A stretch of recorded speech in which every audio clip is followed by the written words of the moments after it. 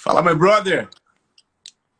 E aí, como é que você Tudo tá? bem, bispo? Tudo bem, graças a Jesus, tudo certo? Você tá mais novo hoje? O que aconteceu? Rapaz, esse negócio de ficar em casa tem me privado de envelhecer mais rápido, eu acho. Completei 30 anos agora essa semana. Isso não é Botox, não, né? É, Oh, perdão. eu não peguei a última parte. Que bom falar com o senhor, tudo bem? Que alegria te receber aqui no meu canal. Muito obrigado por aceitar meu convite. Amém. Prazer é meu, alegria é minha. Como é que tá? Como é que estão as coisas aí em Joinville? Ou você está nos Rapaz, Estados Unidos? não, tô em Joinville, tô em Joinville. Isso, a gente está respeitando as recomendações. Aqui em Santa Catarina, o nosso governador, as recomendações foram um pouco mais, acho, severas do que a grande maioria dos estados. A gente vai voltar, por exemplo, os cultos, né, as reuniões a partir do dia 31 de maio somente. Também as academias voltam a partir dessa data. No mais, algumas coisas estão voltando assim com muitas restrições, mas é isso, a gente está em casa, respeitando, esperando, com saudade, né, da igreja, com saudade de estar com as pessoas, mas temos que esperar.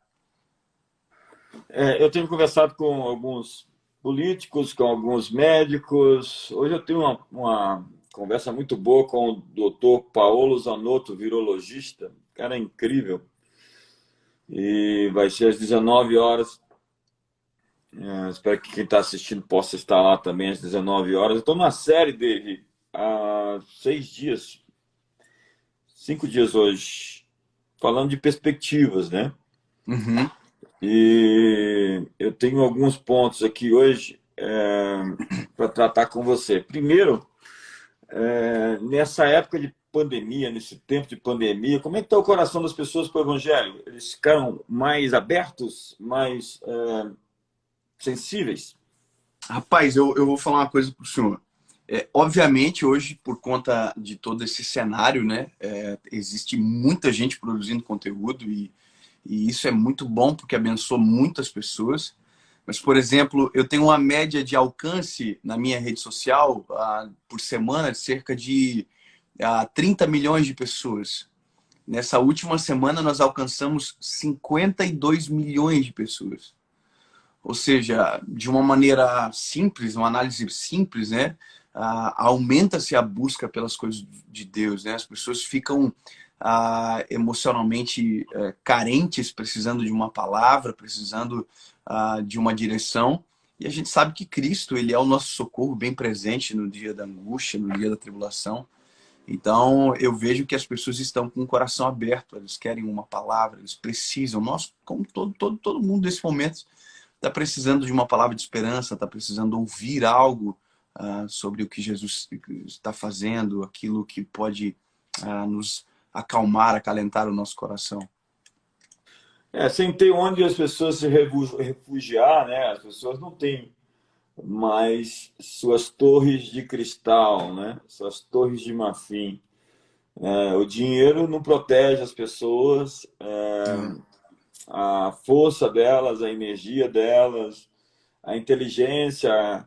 Quando falta tudo isso, só sobra o Todo-Poderoso, né? E aquele que É, habita no esconderijo do Altíssimo, a sombra do Onipotente descansará.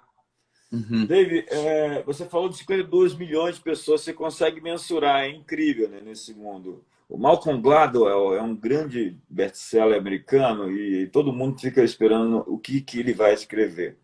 Ele escreveu Tipping Point, escreveu o livro o Outliers, fora de série, você não é feito sob medida, você é uma pessoa com a medida, Deus te fez de maneira especial, única. Ele não diz isso, mas essa é a minha leitura. E ele fala sobre Davi e Golias e outros livros. E ele escreveu um livro onde ele fala do crescimento além do gráfico. Ele estuda o fenômeno dos vírus e ele fala sobre aquilo que não cabe em um gráfico, que é tão grande que não dá para metrificar. O fenômeno da replicação viral. Você é um fenômeno de internet, você é um fenômeno de YouTube, você é um fenômeno de números. A que você acredita esse sucesso todo? O Bispo, eu vou lhe responder. Agora, o pessoal está pedindo na live, como nós estamos em duas telas bipartidas, eu acho que trava um pouquinho. Aonde estão os comentários, tem 3 pontinhos ali. Se o senhor puder, clica nos 3 pontinhos e desativa momentaneamente os comentários, só para que não trave a live das pessoas. Se o senhor puder fazer isso ali, é só apertar nos 3 pontinhos e desativar o comentário. Já fez? Já fiz. Meu Deus, é uma máquina esse homem. Pastor, eu Telecimento. reconheço que eu reconheço que, o que a gente vive, o que a gente está vivendo nesses 2 anos é um milagre sobrenatural, né? Primeiramente, não tem sentido. Nós crescemos em 2 anos 5 milhões e hoje nós vai alcançar 6 milhões e 100 mil pessoas no Instagram essa semana e mais de 3 milhões e meio no YouTube. E há 2 anos atrás nós tínhamos 30 mil pessoas no Instagram e tínhamos 5 mil pessoas no YouTube. Então é uma coisa sobrenatural. Eu acredito isso totalmente ao Senhor, mas uma das coisas de maneira simples, né, que a gente pode dizer é que eu me coloquei na disposição do Senhor para produzir aquilo que está no coração de Deus, para falar às pessoas, né? Então eu vejo que hoje o que Deus nos deu é realmente um ministério de consolo, com palavras que acalmam o coração, que nos fazem voltar os nossos olhos para Jesus e a demanda do nosso tempo, né? Então a oferta é essa e a demanda é muito grande. E é isso que nós estamos fazendo. Eu acho que quanto mais nós falarmos aquilo que está no coração de Jesus, mais longe a gente chega e mais pessoas a gente abençoa. O Adam Phillips é o sucessor de Freud. Ele vive em Notting Hill, um bairro chique da Inglaterra, em Londres, e ele diz que, apesar de todos os avanços científicos e tecnológicos, nós nunca fomos tão infelizes. Sim. A Associação de Psicologia Americana listou 200 novas psicopatologias nos últimos anos. Parece que as pessoas estão mais enfermadas. Você concorda com essa expressão de que as pessoas, apesar de todas as conquistas, né, a minimização da miséria, dos efeitos tecnológicos de inovação e toda a urbanização, as pessoas continuam muito vazias? O Bispo, eu vou te dizer assim pela nossa experiência tátil assim com aquilo que nós fazemos aqui na internet, né? Eu lido com pessoas assim todos os dias, e esse número ele só aumenta, de pessoas infelizes, de pessoas com muitos problemas emocionais e com às vezes a dificuldade de alguns enfrentamentos, por exemplo. Eu falei agora na segunda passada sobre a ansiedade e justamente falando sobre todas essas infelicidades que rondam o coração das pessoas e que por mais que as coisas ficam mais fácil, à medida que fica mais fácil parece que escraviza, né? Na rede social tem muita gente que é um refém disso daqui, refém dos padrões estabelecidos pela rede social, e assim tudo na vida. Então, eu vejo que nós estamos lidando com uma geração extremamente fragilizada emocionalmente, de maneira, assim, é triste isso, mas cada dia aumenta mais, sabe? Os sintomas são nítidos. Você vê, por exemplo, na rede social, os brigões da internet, né? Cada hora tem uma confusão, uma briga, e aí você vai ver os comentários, as pessoas estão destilando ódio, as pessoas estão xingando, desbravejando, e dentro de um quarto. Imagina, eu estou dentro da minha casa aqui, eu durmo nesse quarto, e eu estou conversando com o senhor algo saudável. Agora tu imagina que tem milhões de pessoas dentro dos seus quartos xingando, ofendendo, perseguindo, falando mal, e isso é uma faceta de um coração ferido, né? Ontem mesmo alguém me mandou o direct de um desses críticos de internet, dessas pessoas, e eu fui ver e eu confesso que hoje eu não atinge mais o meu coração quando eu vejo alguma coisa que está falando sobre nós, porque a gente acaba acostumando, entendendo que isso faz parte de todo um contexto, né? Rapaz, mas eu vi os stories da pessoa e eu fiquei com uma dó, cara. Eu fiquei com o meu coração assim, meu Deus, o que que aconteceu com essa pessoa, sabe? Fiquei pensando, o que faz essa pessoa chegar nesse nível de ódio, sabe? Dava para ver no olhar dele, sabe? Na forma que ele falava, a boca dele tremia. O que faz uma pessoa chegar nesse nível de maneira tão gratuita? E aí tu vê que Você só realmente é esse conhece uma cenário, né? pessoa quando você conhece a história dela, né, David? Você só conhece uma É, pessoa quando você conhece a história dela. Você não sabe por onde ela andou, você não calçou os sapatos a minha dela. mãe sempre fala uma coisa, minha mãe é meio filósofa disso, e o senhor vai concordar. Ela sempre diz o seguinte, filho, quando alguém no trânsito, o exemplo que ela fala é esse, né? Quando alguém no trânsito buzinar para você, não buzina, não reaja, não xingue, porque você nunca sabe o caminhão de lixo que a pessoa da frente está carregando. Então é Ó, basicamente isso. Às vezes é uma história extremamente pesada, é um trauma muito agudo. E você não sabe. Eu até gravei um vídeo uma vez sobre isso, falando que normalmente, quando a gente vê isso, isso não é o todo, é só o reflexo de um problema muito maior que está por trás, né? exato, as pessoas estão muito cheias de facas prontas, armas preparadas, porque elas estão muito feridas, então estão na Sim. defensiva. Pessoas na defensiva, já estar na defensiva, se defendendo, já mostra que elas estão em alguma esfera da vida machucadas. É a história do sujeito que sai na rua com os filhos e começa a xingar todo mundo. E aí o filho, um dos filhos diz: mamãe, por que só os crápulas, os idiotas e os bandidos estão na rua quando o papai está dirigindo? Né? Muito bom.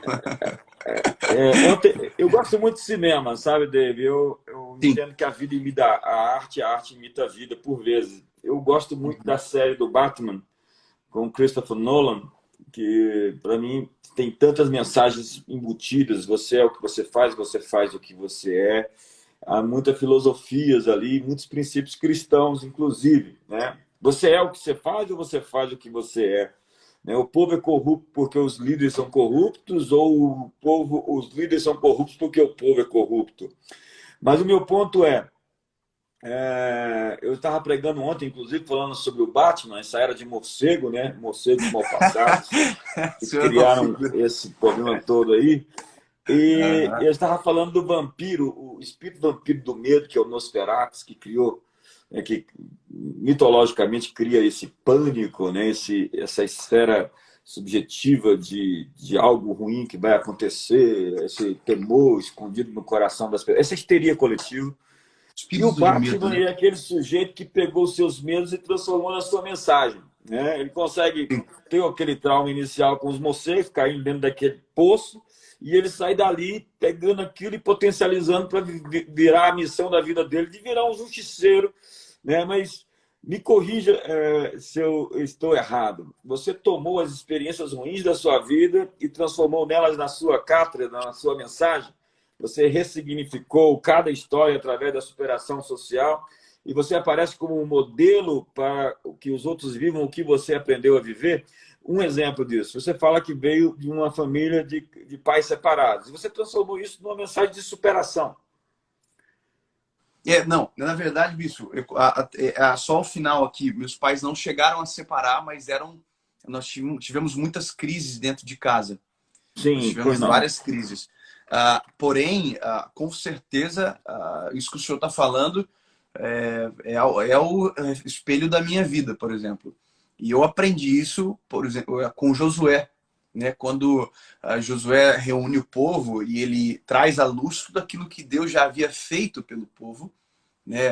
Desde do mar que se abre, a coluna de fogo, a nuvem de fogo, a coluna de fogo, a nuvem de fumaça e tudo mais. E ele diz o seguinte: olha, se vos parece mal servir a esse Deus, vocês escolham quem vocês vão servir. Né? Se os deuses dos vossos pais que ficaram da além do rio, ou os deuses dos amorreus em cuja terra habitais. Porém, eu e minha casa nós serviremos ao Senhor.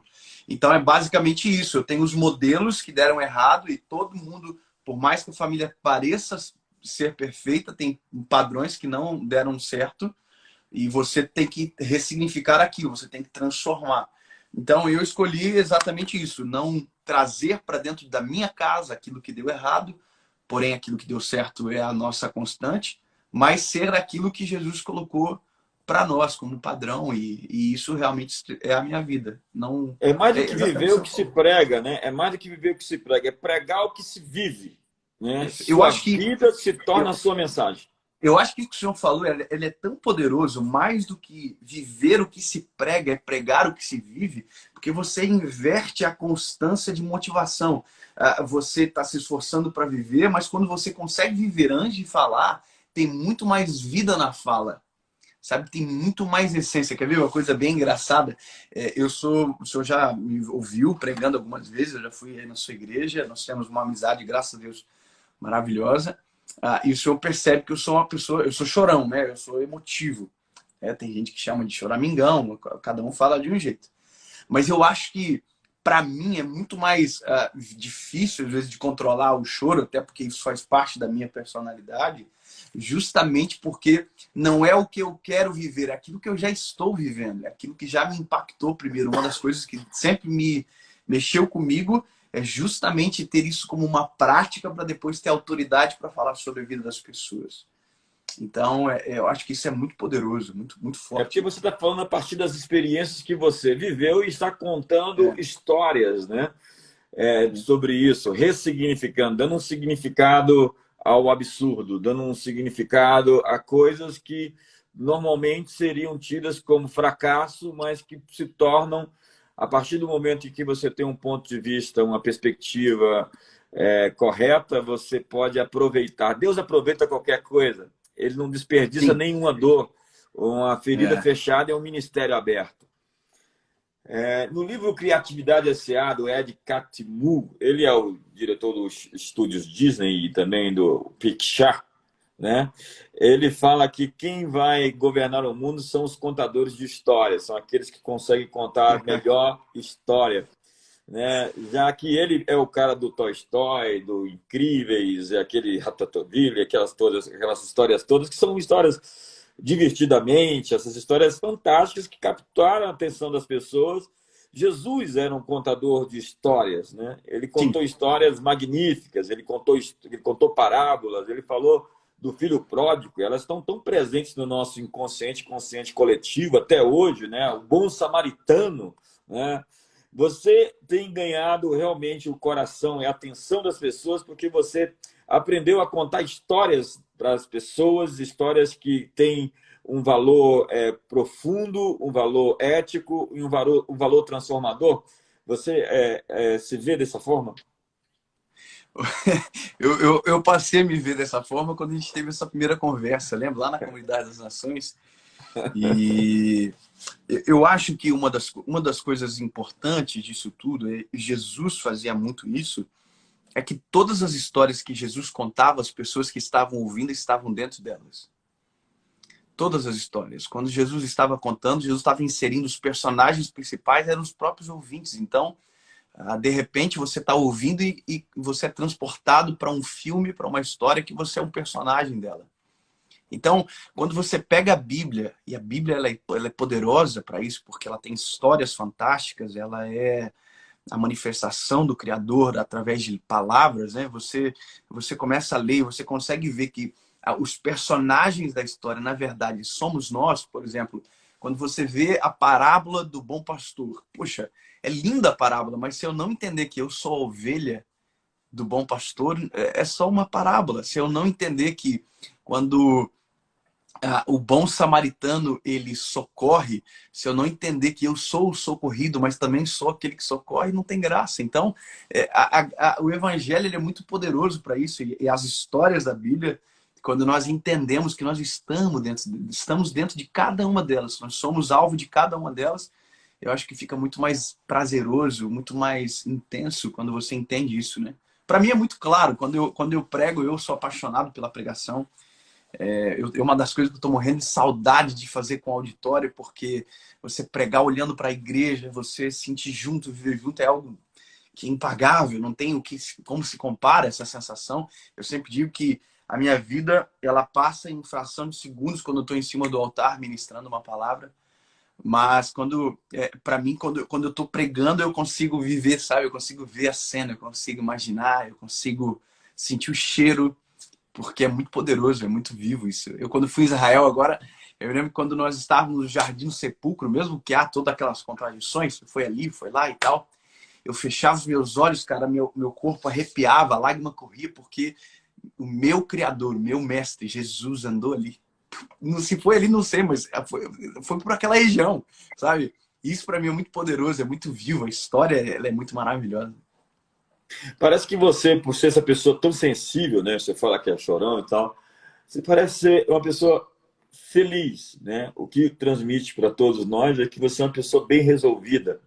Você é bem satisfeito com tudo. Você parece que Sim, celebra as coisas mínimas da vida. Você fala para mim que foi num local, não sabe ao certo se foi ali ou acolá, mas você consegue experimentar, capturar a verdade que está disponível.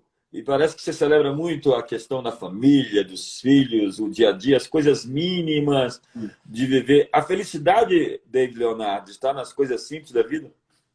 na verdade, cara, desculpa, bicho, a felicidade ela é extremamente simples. A gente não precisa de muito para ser feliz. E sabe, de acordo com o tempo da sua vida, quando você fala que você não precisa de muito para ser feliz, para muitos pode soar ofensa, porque a pessoa vai dizer, bom, mas você mora numa casa boa, é fácil falar isso. Você anda com um bom carro, é fácil você falar isso. Mas olha, eu me lembro de anos atrás, quando eu morava com a minha esposa dentro de uma kitnet, que nós alugamos quando nós casamos, que a nossa felicidade era tão intensa quanto agora. A nossa alegria, a nossa gratidão ao Senhor Jesus era tão intensa quanto agora. Aliás, era até um pouco melhor, porque não tinha tanto boleto como agora que a gente tem, sabe? Os boletos eram mais baixos, mas olha só. Porque a gente tem que aprender uma coisa, e isso eu falo para todas as pessoas. Eu acho que o sentimento que mais gera felicidade é o contentamento. É quando você tem o sentimento de satisfação plena com o pouco, com aquilo que está nas tuas mãos, não com aquilo que ainda não está. Tem muita gente que coloca a felicidade disponível apenas quando aquilo que não é tangível, não está nas suas mãos, chegar. Então tem gente que diz assim, olha, eu vou ser feliz quando eu casar. Eu vou ser feliz quando eu ter filhos, eu vou ser feliz quando eu mudar para uma casa maior. Não, isso está errado. Eu ouvia muita gente dizendo assim, Dave, você só vai saber o que é felicidade quando você ter um filho. E eu falava, não, eu já sou extremamente feliz, eu já tenho uma esposa linda, ainda não tenho os filhos, mas eu já tenho uma esposa. Aí você vai dizer, bom, e ter filhos não é maravilhoso? Claro que é maravilhoso, mas eu já estava feliz antes também. Porque eu tinha gratidão no Senhor, eu entendia que aquilo era o meu momento, já sabe, já era o que Deus tinha colocado nas minhas mãos. Já era plausível, já estava maravilhoso. Isso eu nunca imaginei que eu ia falar com o senhor numa live, por exemplo. Hoje nós somos amigos. Só que, poxa, não é maravilhoso? Isso não é esplêndido? E daqui a pouco pode ser outra coisa ainda melhor. Mas já está acontecendo isso agora. Agora. Vamos viver agora. Apreciar essas coisas simples da vida, né? Ter esse coração grato, dá a você qualidade de vida, né? Tem gente que você Claro. faz as coisas por eles e eles dizem assim, por que você demorou tanto? Né? É. Será que você não tinha percebido antes? Tem pessoas que estão sempre te cobrando uma conta, elas têm uma fatura na mão e normalmente esse nível de exigência que elas fazem com você impede elas de viver o que elas poderiam viver de uma maneira mais profunda. A Bíblia diz em tudo dai graças, né? O contentamento é uma arte. A Bíblia diz, alegrai-vos, às vezes vos digo alegrai-vos, a alegria do Senhor é a vossa força, rir fortalece o sistema imunológico, baixa a pressão arterial, oxigênio no sangue. O Salmo 92 é um salmo muito forte para mim. Ele diz para você agradecer a Deus pela manhã pelas suas misericórdias e celebrar a fidelidade de Deus à noite. De manhã, porque as misericórdias dele se renovam a cada manhã e por causa delas nós não somos consumidos. E à noite, celebrar a sua fidelidade, porque ao dormir eu posso dizer cada dia, tu fostes fiel em mais um dia. E quando você cria esse ambiente, você cria uma atmosfera. Sim, eu vou contar uma coisa, pessoal. Eu tava lembrando aqui agora. Isso é muito bom, por isso que eu digo, é muito poderoso isso, né? Quando você traz à memória algumas coisas, né? Ontem eu tive uma conversa que desencadeou agora isso no meu coração e agora é exatamente o que o senhor falou. Eu morei em uma casa que eu construí durante 3 anos e eu vendi essa casa E agora tem uma família maravilhosa lá. E ele falou assim para mim: olha, eu vou aumentar o closet. Eu tinha feito meu quarto de oração atrás do closet, né? E ele falou: agora a minha esposa quer que eu aumente o closet e tal. Eles são uma família um pouquinho maior. E eu falei para ele: rapaz, sabe por que eu nunca aumentei o closet? Porque a gente não precisava de espaço, porque todas as roupas que a gente... hoje a gente ganha muita roupa, né? De empresas que querem nos abençoar. A cada 3 meses eu dou tudo, eu fico só com aquilo que é o básico. Por exemplo, preto, branco e eu dou tudo. E aí, agora com o senhor falando, tá lembrando, engraçado isso, porque durante a minha faculdade, eu passei a faculdade inteira com 2 calças jeans. Era o que eu tinha. Durante os 5 anos de faculdade, eu me lembro que uma vez uma menina falou assim: ei, essa calça não veio a semana toda? E eu até fiquei com um pouco de vergonha e tal. Isso nunca me incomodou. E aí, quando chegou a oportunidade de a gente ter muita roupa, o Senhor já tinha trabalhado tanto no nosso coração a questão de necessidade, contentamento, que a gente não fica com nada. Então, veja, essa sensação, esse contentamento, ele é tão prazeroso para a nossa vida, ele é tão sarador para a nossa alma, ele nos traz tanto descanso, tanta confiança no Senhor, que a gente tem uma vida com muito mais paz. E isso é tão bom, né, cara? Meu Deus do céu, como é bom ter esse sentimento. Eu tenho descoberto que essa falta de deslumbramento faz as pessoas terem sucesso a longo prazo. Porque essa coisa de ver, as pessoas veem coisas e ficam uau, uau, uau. Quanto menos você se impressiona com coisas, mais habilitado você tá para ter coisas.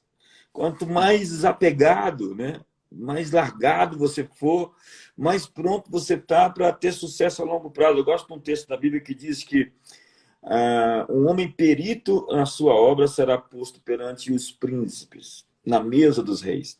E aí o texto continua no outro capítulo, é o mesmo contexto, que diz que se você é glutão e você está sentado na mesa dos príncipes, enfia a faca no teu pescoço se você tem muita fome. O texto está falando que para se manter, para crescer e estar na mesa dos príncipes, você tem que ser perito em algo. Mas para se manter lá, você tem que ter pouca fome, pouco desejo, pouca vontade, pouco apetite. Extraordinário isso. Isso é que lhe capacita a ter um sucesso de longo prazo, né? Isso aí te capacita a estar no topo todo o tempo. Isso é fantástico.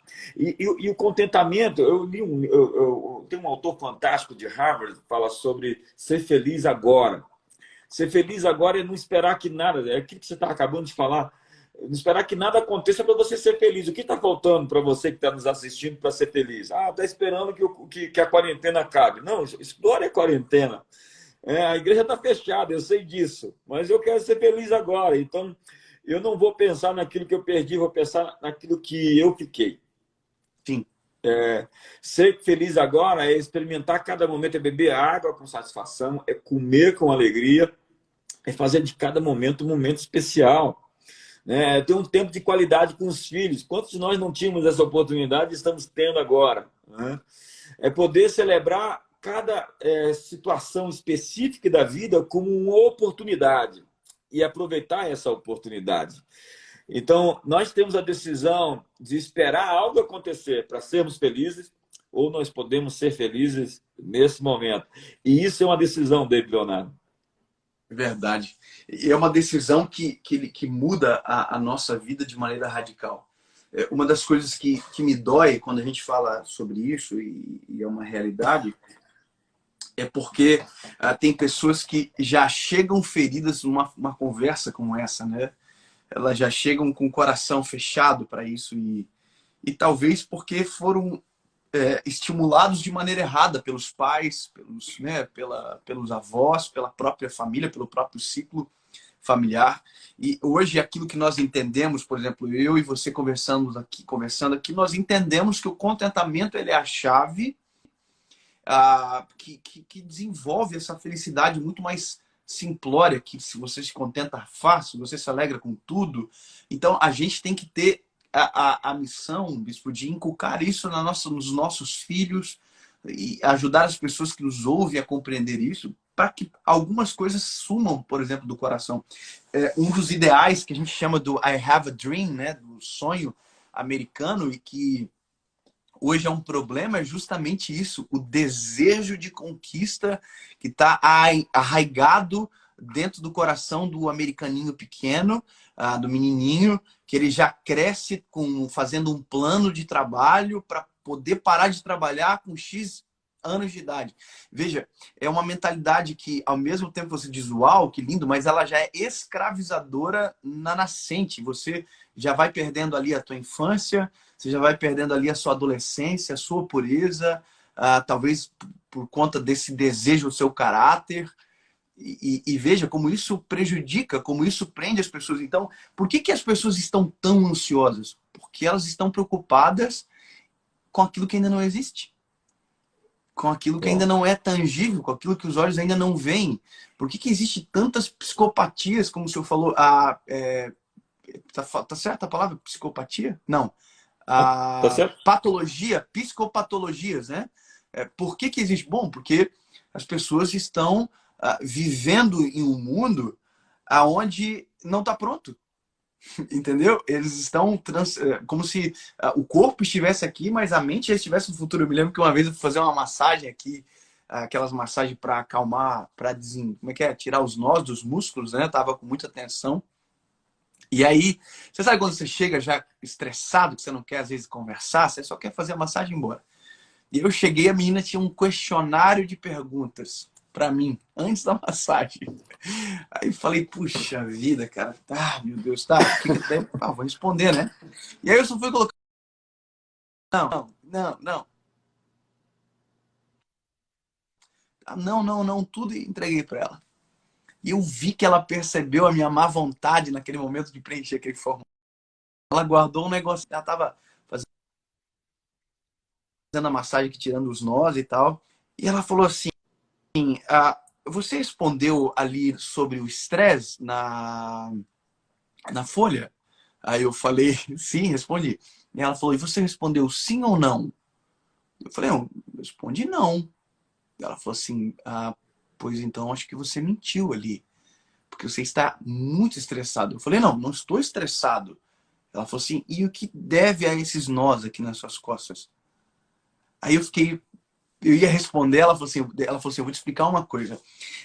Você não precisa estar estressado com o ontem. Você pode estar estressado com o amanhã. A gente chama na medicina oriental que o estresse ele é excesso de futuro.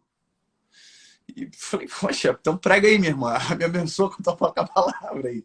Ela falou, estresse é excesso de futuro. Ou seja, quando aquilo que não é a realidade, quando aquilo que ainda não é tangível, se torna parte do meu hoje, mesmo não sendo parte da minha vida agora. Então começa a dominar a minha mente, começa a prejudicar o meu espírito, começa a trazer essa série de complicações. Veja, e ela foi tão assim, cirúrgica naquele dia que me trouxe uma palavra muito poderosa justamente sobre isso, sobre a ansiedade, né? Esse excesso de futuro. Eu gosto da etimologia, da origem das palavras, a origem das ideias e a origem das palavras. A palavra ansiedade, ela vem de duas palavras gregas, miríminas, que significa mente dividida, uma mente entre o hoje e o amanhã. Você não tem o foco no hoje, porque você tem uma parte no hoje e uma parte amanhã. Então, você fica preocupado em como lidar com problemas que ainda não existem.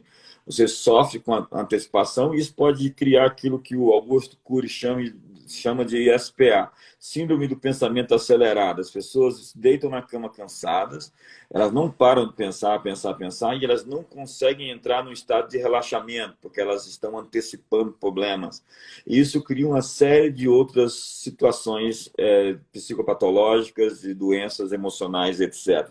Uma outra palavra etimologicamente, que significa ser empurrado por diferentes direções, é preocupação.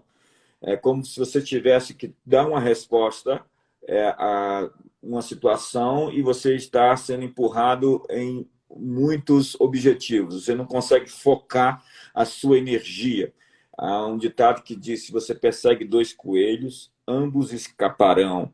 Quando você não consegue focar sua energia em algo, você perde a sua força. Entenda o leão. ele é um animal fantástico. E quando ele vê algo, ele não vê mais nada. Ele viu aquilo, ele focou Muito bom. naquilo, e o resto do mundo não existe.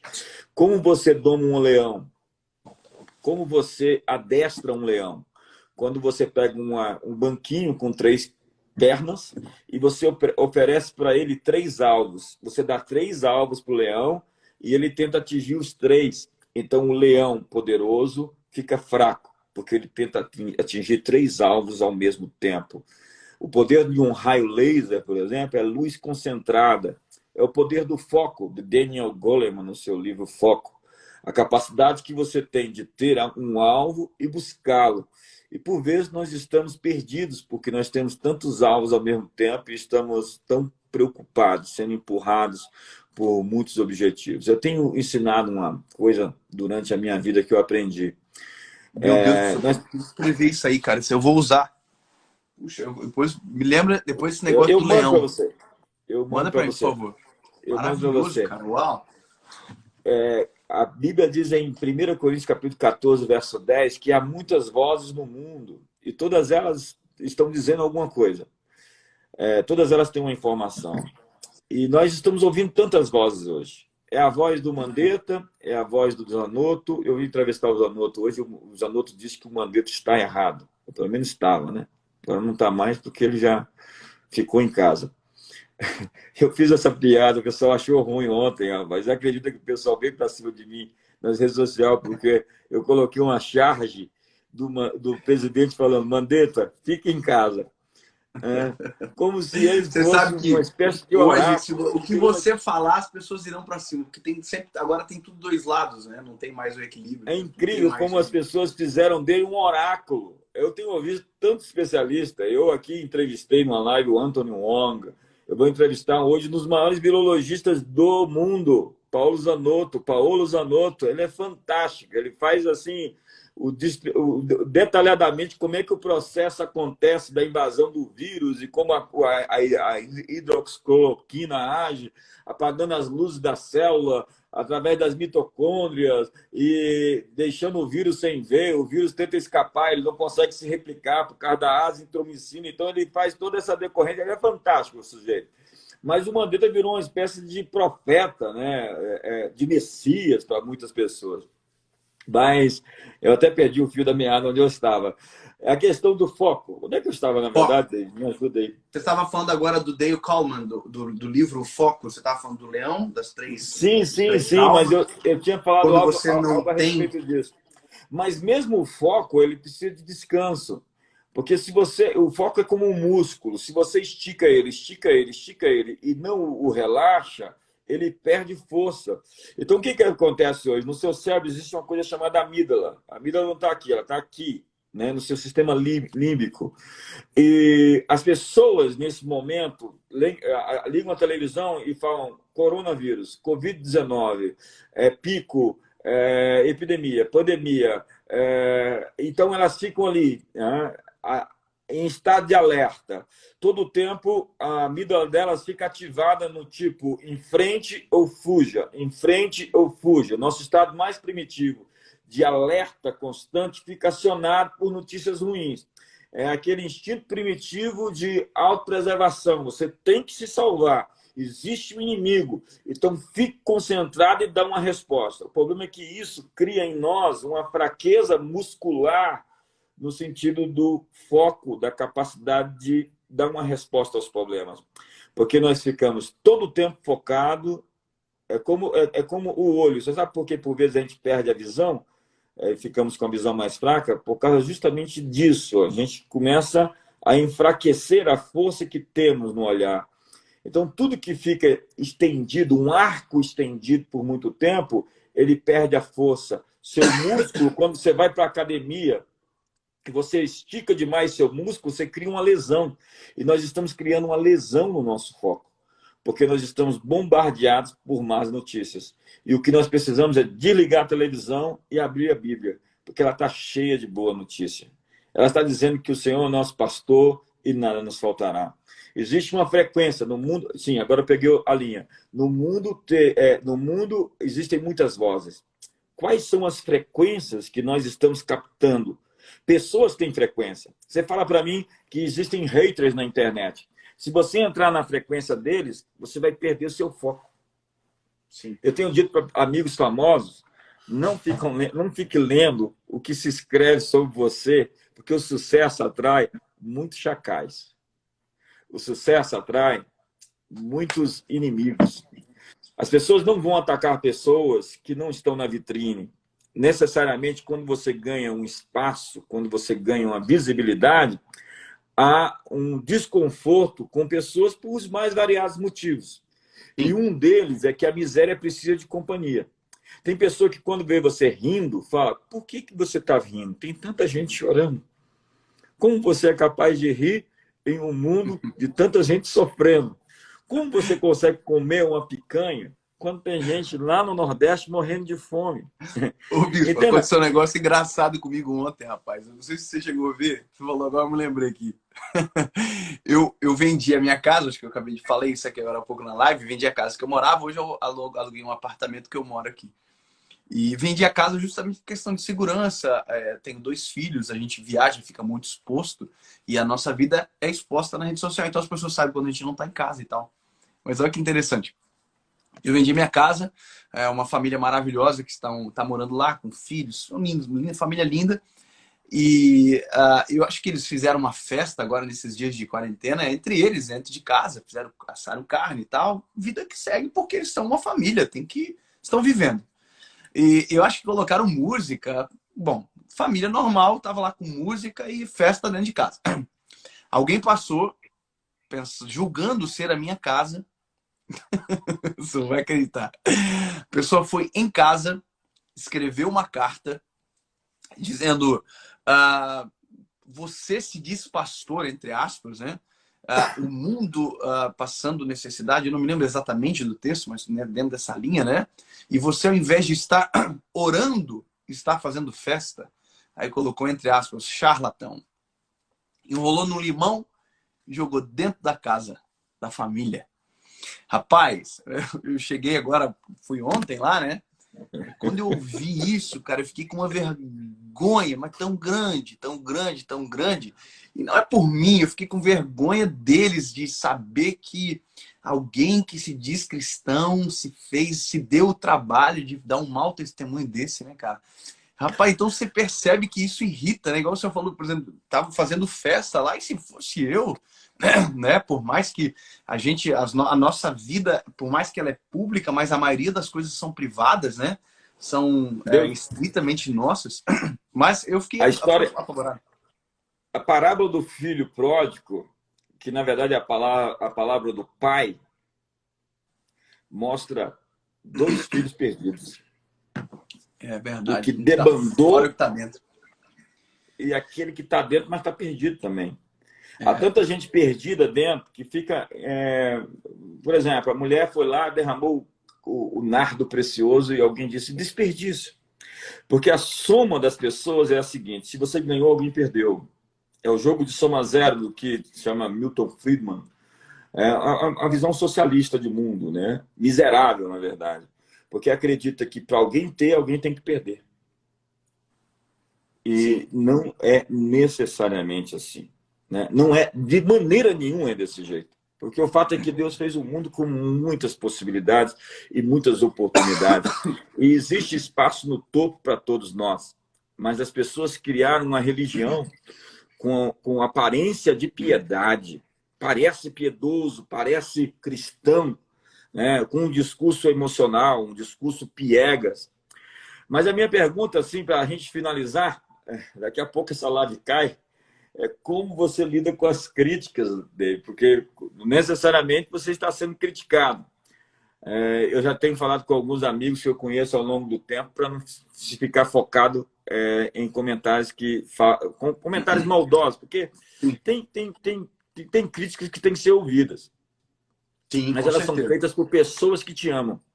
Sim. São pessoas que olham as suas costas, veem seus pontos cegos e dizem... Nós tivemos uma conversa sobre isso outra hora. E dizem: Dave, acho que seria melhor desse jeito. Mas são veja, parceiros que querem o seu bem, que entendem o seu ponto e querem levar você para um caminho melhor. Mas ouvir alguém que não te conhece, como alguém que joga um limão, acha que você está fazendo uma festa e te julga, nós vivemos num mundo muito complicado. A internet despertou o melhor das pessoas e o pior delas. Eu aprendi um negócio a duras penas, sabe? E eu aprendi isso no campo de batalha. Porque eu não fui forjado para isso fora do campo, né? Eu não tive ninguém na minha família que viveu uma exposição semelhante. Eu não conhecia ninguém com uma exposição semelhante. Quando eu comecei há 2 anos e poucos atrás, né? Eu me lembro que uma vez eu vi a rede social do Lucinho, né? Que é nosso amigo em parte em comum também, o pastor Lucinho. E eu vi o pessoal xingando ele e tal, né? Ofendendo ele. E na época eu acho que eu falava para cerca de 1 milhão de pessoas na internet. E eu me lembro que eu disse essa frase aqui. Eu falei, meu Deus, como é bom a nossa rede social. A gente só tem gente saudável aqui. Eu falei assim, né? Ô, pai. E sabe o que aconteceu? Passou uma semana, eu fui duramente atacado. Eu recebi o maior ataque da minha vida, assim, né? Eu nunca vivi aquilo. Eu falei uma palavra que foi muito julgada sobre... Bom, não precisa virar o caso isso agora, né?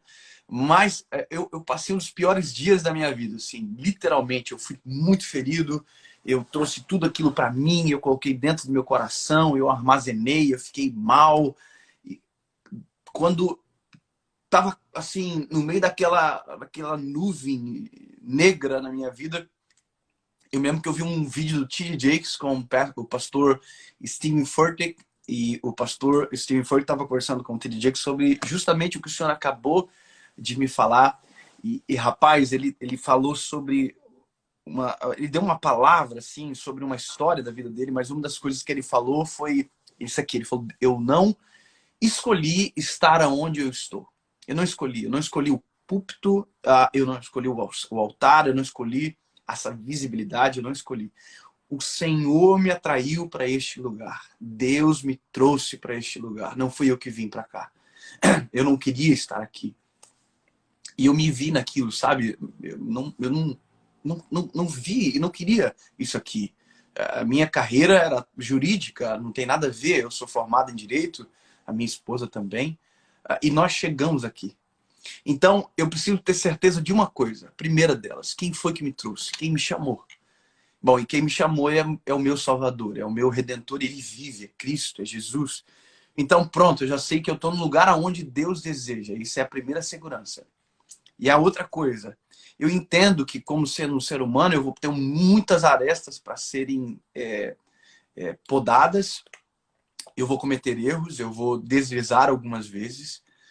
Alguns deles eu julgo ser inadmissível. Eu oro para que eu nunca caia, que eu nunca chegue.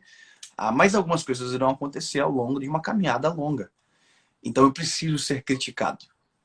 E aí eu entro exatamente no que o senhor falou. Eu quero as críticas, mas eu estou pedindo elas. Eu estou pedindo para as pessoas que eu amo e que eu sei que me amam. Pessoas que não querem destruir o meu caminho, mas querem me ver chegando longe na estrada que eu estou.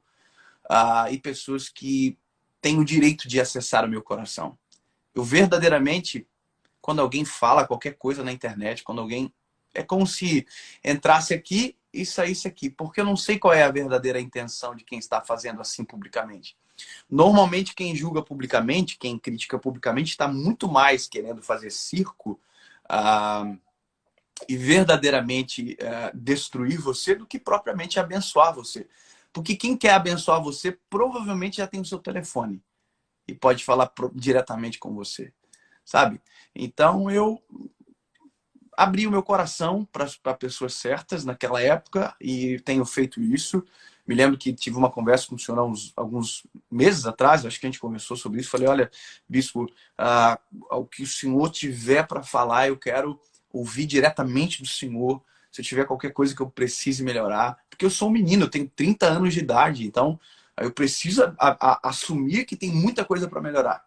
Mas eu só darei ouvidos e vazão para quem eu amo e para aqueles que eu sei que me amam e que querem ver o meu bem. Agora, para os demais, paciência, deixa passar. o hater ele morre de fome quando não é respondido. Então eu não respondo. A gente também se abre com a seguinte possibilidade: há alguma crítica que pode ser construtiva, no sentido de que alguém... existe uma frase terrível, ela é a seguinte: não recebo uma crítica construtiva de alguém que não construiu nada. Uhum. Né? Eu gravei uma mensagem falando sobre isso há um tempo atrás já, é verdade, exatamente. E as pessoas querem te ensinar algo que elas precisam aprender primeiro para poder te ensinar. Mas eu sou assim, eu acredito que às vezes você pode até receber um feedback, né, de alguém na internet, quem sabe.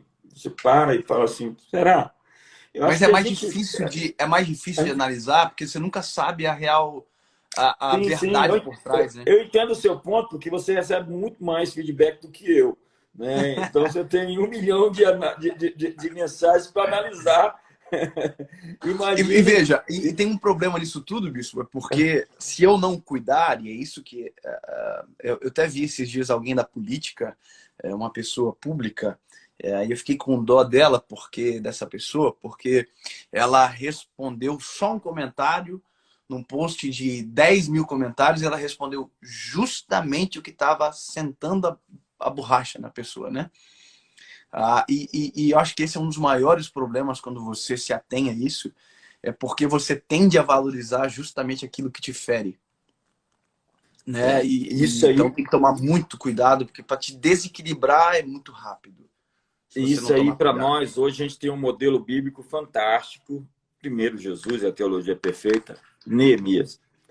Neemias tinha Sambalat, tinha Tobias, tinha Gerson árabe. E eles queriam desconcentrar, tirar o foco de Neemias do trabalho para responder perguntas, para discutir teologias, para uma série de outros expedientes. E Neemias disse: eu estou fazendo uma grande obra, eu vou manter meus olhos no objetivo. Portanto, amigo, você que nos assiste, David Leonardo, muito obrigado. Mantenha seus olhos no objetivo. Vamos para cima.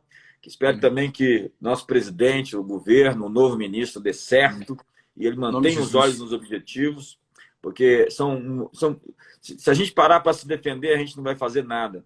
A gente precisa, na verdade, construir com aqueles... Existe um banner com os leões juntos, assim, que eu amo a frase. Juntos aqueles que têm a mesma missão que você. Então, leão tem foco, leão tem autoestima, leão só anda com leão. Então, junte-se aos leões e vamos, com o leão de Judá, conquistar esse planeta, que é o estrado dos seus pés, onde todo o joelho se dobra e toda a língua confessa que ele é o Senhor. Obrigado, David. Obrigado de verdade por todos vocês que participaram, essas 5 mil pessoas. Se você quiser falar mais algo. Só muito obrigado, Bispo. Foi muito bom falar com você. Foi muito bom falar com todos aí. Que Deus abençoe. E a nossa vida é muito maravilhosa para a gente ficar parando em besteira. Deus é muito bom. A gente tem que aproveitar o que Deus já nos deu e ser feliz e ser grato em todo o tempo. Tem muita coisa boa para a gente viver. Isso vai passar em nome de Jesus. Ser grato em todo o tempo. Muito instrutiva a nossa conversa. Edificado com sua vida. Parabéns pelo seu trabalho. Celebro você, celebro a sua história. Você vai longe e Deus vai te confirmar dia após dia. Aquele que começou a boa obra é aquele que vai terminá-la. Ele é o autor e o consumador da sua fé. E se aplica também a você que nos assiste. Muito obrigado pela sua audiência. Um beijo em todos e nos vemos do outro lado. Nos vemos numa fase nova, numa nova página. Em nome de Jesus. Beijão, um abraço. Obrigado, David. Valeu, meu irmão.